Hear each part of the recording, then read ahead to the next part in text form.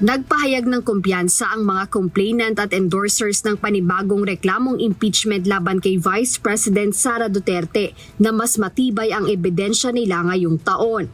Ayon kay former House Assistant Minority Leader at Gabriela Women's Party List Representative Arlene Brosas, naniniwala silang sapat ang nilalaman ng kanilang reklamo para umusad ito.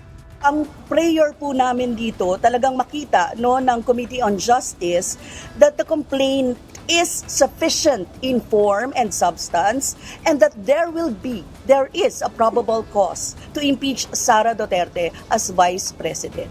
Para naman kay Kiko Aquino D, na bahagi ng grupo na naghain ng ikalawang impeachment complaint kahapon February 2, sigurado silang hindi mababasura sa teknikalidad ang kanilang reklamo laban sa pangalawang Pangulo.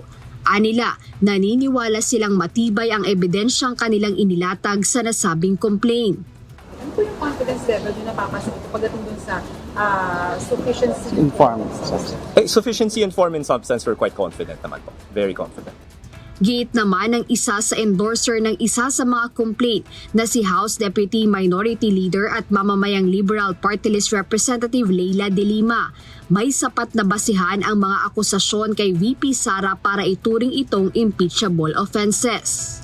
We cannot speak on behalf of the others.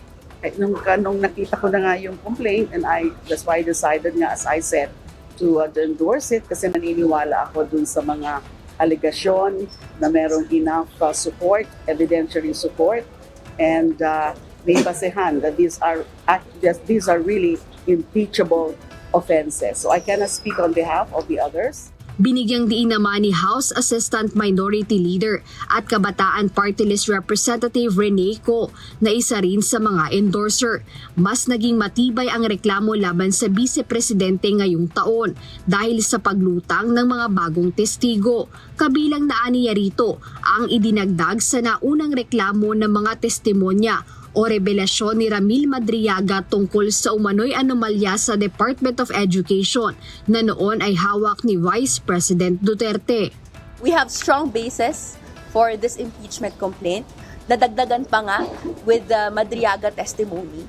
So, ang ating muling hiling ay sa House Committee on Justice o kung ano mang kapalaran nito sa House ay agad mabagsakan na merong probable cause for impeachment, matransmit po ito sa Senate at magsimula ang trial and that it proceeds forthwith.